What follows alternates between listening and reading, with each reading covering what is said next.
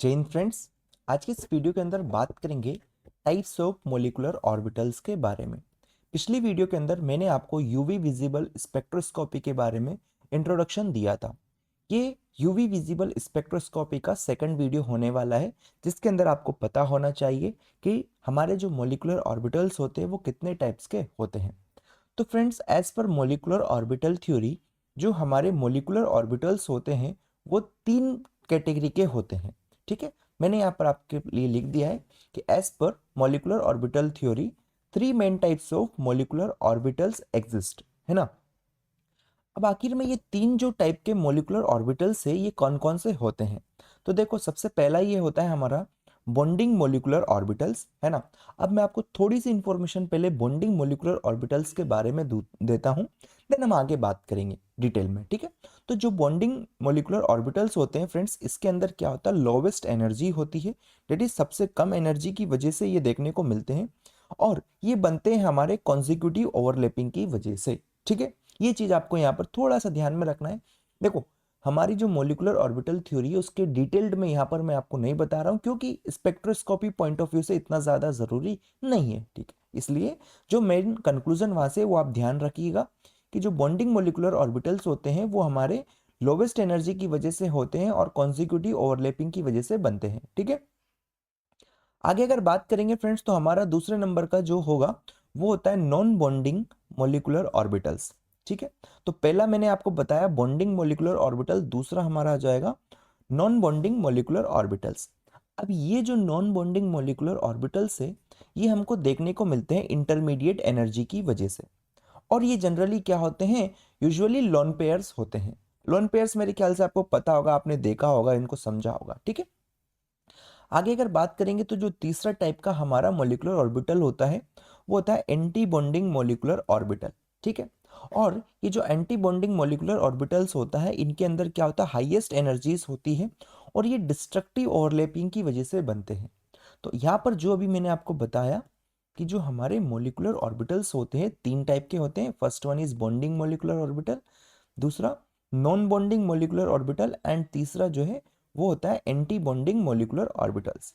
तो यहाँ पर आपको ध्यान में रखना है कि एंटी बॉन्डिंग मॉलिक्यूलर ऑर्बिटल्स को हम स्टार से रिप्रेजेंट करेंगे, ये चीज आपको थोड़ा सा ध्यान में रख लेना है। और जो नॉन बॉन्डिंग मॉलिक्यूलर ऑर्बिटल्स है इनको हम एन से रिप्रेजेंट करते हैं, और जो हमारे यहाँ पर बॉन्डिंग मॉलिक्यूलर ऑर्बिटल्स रहेंगे इसका कोई ऐसा स्पेसिफिक कुछ है नहीं, ये आपको अभी मैं आगे बता दूंगा। बट दो चीज यहाँ से आप ध्यान रखिएगा कि जो हमारे बॉन्डिंग मॉलिक्यूलर ऑर्बिटल्स होते हैं इसके अंदर लोवेस्ट एनर्जी होती है, और एंटी बॉन्डिंग के अंदर हाईएस्ट एनर्जी होती है, और नॉन बॉन्डिंग के अंदर इंटरमीडिएट एनर्जी होती है, मतलब इन दोनों के बीच में होती है। ठीक है, आगे अगर बात करते हैं फ्रेंड्स, तो सबसे पहले हम बात करेंगे यहाँ पर ट्रांजिशंस के बीच में इलेक्ट्रॉनिक ट्रांजिशन।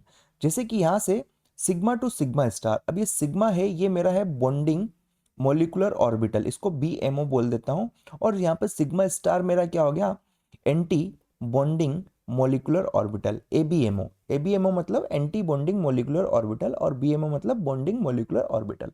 ठीक है, तो यहाँ पर जो ट्रांजिशन है फ्रेंड्स वो है हमारा सिग्मा टू सिग्मा स्टार। अगर इस डायग्राम में आप देखेंगे तो सिग्मा ये इस लेवल पे है मेरा, जो कि सिग्मा क्या है मेरा बॉन्डिंग है, और सिग्मा स्टार मेरा क्या है ये यहाँ पर है, जो कि कौन सा है, एंटी बॉन्डिंग है। मतलब कि इस ट्रांजिशन में क्या हो रहा, हमारा जो भी इलेक्ट्रॉन रहेगा वो सिग्मा डेट इज बॉन्डिंग से एंटी बॉन्डिंग तक जाएगा। तो इसके लिए आप इस वाले को ध्यान से देखिएगा, जो भी मैंने आपके लिए रेड कलर से बनाया है। तो ये जो ट्रांजिशन है ये ट्रांजिशन हमारा हो रहा है कहां से फ्रेंड्स, अगर आप ध्यान से देखेंगे तो lowest lowest energy level EL लिख देता हूं मैं, लोवेस्ट एनर्जी लेवल से हाईएस्ट एनर्जी लेवल, है ना। HEL क्या हो गया, हाईएस्ट एनर्जी लेवल, और लोवेस्ट एनर्जी लेवल इसको EEL भी लिख सकता हूं मैं, है ना, LEL भी लिख सकता हूं। तो आपको यह ध्यान रखना है कि जब हमारा ट्रांजिशन सिग्मा से सिग्मा स्टार होगा तो वो कैसा होगा, उसके अंदर सबसे ज्यादा एनर्जी का रिलीज होगा या कंजम्पशन होगा, क्योंकि यहां से सिग्मा स्टार तक पहुंचने के लिए बहुत ज्यादा एनर्जी की जरूरत लगती है। ठीक है, तो पहली बात ये चीज आपको ध्यान में रखना है। तो यहाँ पर आपको जो जो भी ट्रांजिशंस देखने को मिलेंगे किसके अंदर, यूवी विजिबल के अंदर, वो मैंने पहले आपको एक्सप्लेन करता हूं। ठीक है, देखो यहाँ पर जो सिग्मा टू सिग्मा स्टार के अंदर इन्वॉल्व होता है किसका, excitation from bonding sigma orbital to antibonding sigma orbital, जो कि मैंने आपको बताया कि इस लेवल से तो इस लेवल तक जाएगा। ये सिग्मा क्या है, हमारा सिग्मा बॉन्डिंग है, और ये सिग्मा स्टार है मतलब सिग्मा एंटी बॉन्डिंग है। क्लियर है? ओके। आगे अगर बात करेंगे फ्रेंड्स, तो यहाँ पर सबसे ज्यादा that is very high energy require होती है, क्योंकि ये लोवेस्ट एनर्जी से हाईएस्ट एनर्जी तक पहुंचना है, तो इसको बहुत ज्यादा एनर्जी की रिक्वायरमेंट होगी, तभी हमारा यहां से कोई भी इलेक्ट्रॉन इस ट्रांजिशन या इस लेवल से इस लेवल पर पहुंच पाएगा। ठीक है।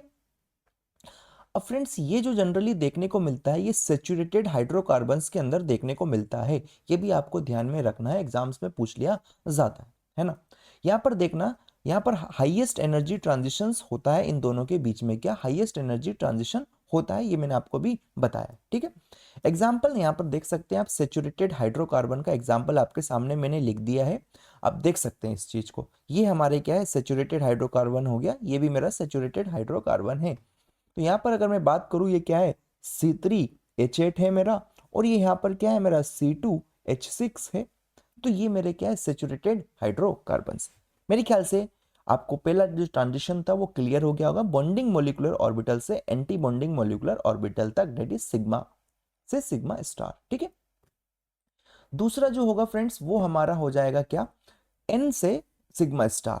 अब यहाँ पर जो N है, ये है मेरा क्या, non bonding molecular orbital, NBMO लिख देता हूं, और ये मेरा है क्या, एंटी बॉन्डिंग मोलिकुलर ऑर्बिटल।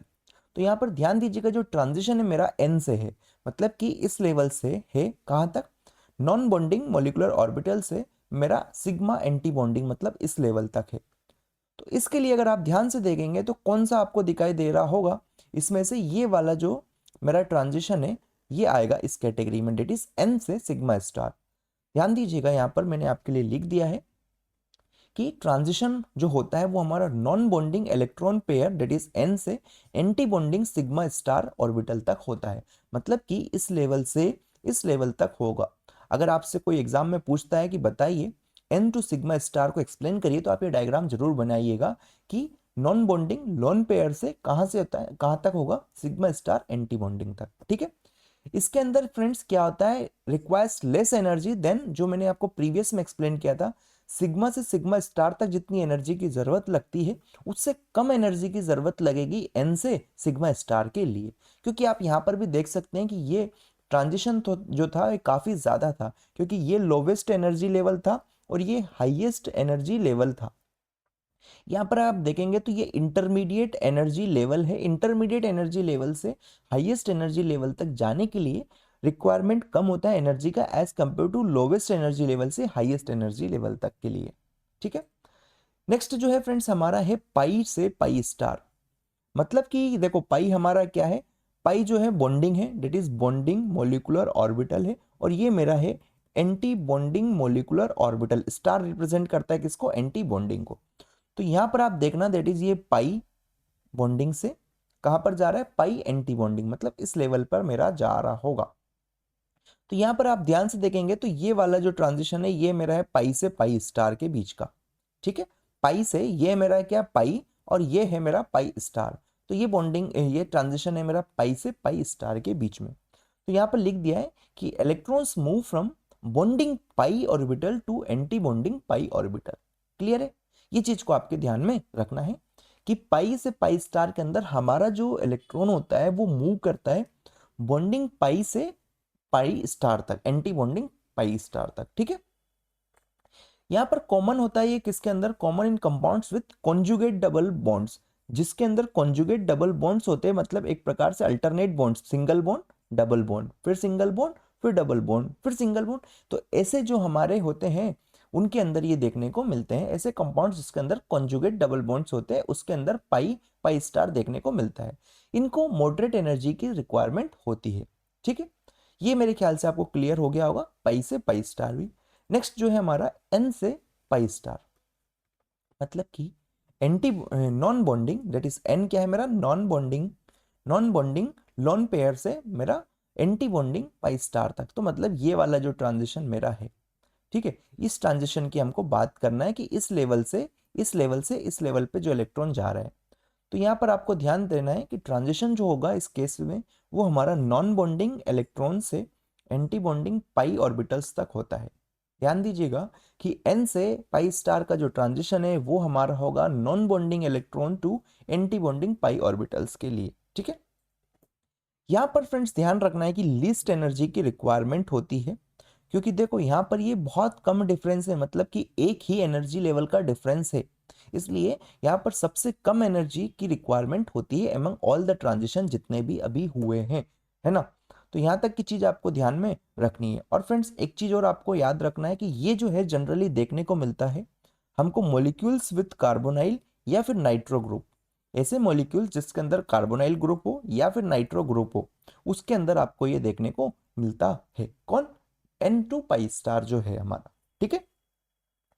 अब फ्रेंड्स यहाँ पर मैं आपको एक बार एनर्जी ऑर्डर बता देता हूँ जो कि एग्जाम पॉइंट ऑफ व्यू से बहुत ज़्यादा ज़रूरी है। तो आपको मैंने ये ऑलरेडी एक्सप्लेन किया कि सबसे ज़्यादा एनर्जी लगती है हमारे सिग्मा से सिग्मा स्टार के लिए, that is highest energy requirement, highest energy requirement, clear है। और इसके लिए लगती है क्या? Lowest energy, lowest energy requirement, ठीक है। और फिर ये हमारे इनके लिए इंटरमीडिएट एनर्जी रिक्वायरमेंट होती है। तो ये चीज आपको ध्यान में रखना है कि सिग्मा से सिग्मा स्टार के लिए हाईएस्ट एनर्जी लगेगी और एन से पाई स्टार के लिए क्या लगेगी? लोवेस्ट एनर्जी की रिक्वायरमेंट होती है। और देन फिर हमारा आता है एन, एन से सिग्मा स्टार एंड पाई से पाई स्टार। तो ये चीज आपको ध्यान में रखना है। तो फ्रेंड्स आज के इस वीडियो के अंदर मैंने आपको एक्सप्लेन कर दिया जो भी हमारे बॉन्डिंग मॉलिक्यूलर है कितने टाइप्स के होते हैं और कौन कौन से ट्रांजिशंस आपको देखने को मिलते हैं। तो आपको यहाँ पर मैं कुछ थंब रूल दे देता हूँ कि सबसे पहले आपको ये ध्यान में रखना है कि आपके बॉन्डिंग मॉलिक्यूलर ऑर्बिटल्स क्या है, एंटी बॉन्डिंग क्या है और ये नॉन बॉन्डिंग क्या है ना। देन फिर आपको ये डायग्राम जरूर याद कर लेना, अगर एग्जाम में आता है तो आप इसको जरूर बनाइएगा जिससे कि आपको पूरे पूरे मार्क्स मिले, है ना। देन ये बाकी चीज़ें तो मैंने आपको अच्छे से एक्सप्लेन कर ही दी है, तो उसके में तो कोई डाउट होना नहीं चाहिए। एंड नेक्स्ट वीडियो जरूर देखें फ्रेंड्स, उसके अंदर हम बात करेंगे principles of UV visible spectroscopy की। तो उसकी लिंक आपको जस्ट इस वीडियो के आई बटन या फिर डिस्क्रिप्शन में मिल जाएगा, वहां से आप जाके देख सकते हैं। So thank you for watching this video, मिलते हैं नेक्स्ट वीडियो में। Till then keep learning, keep growing, bye bye.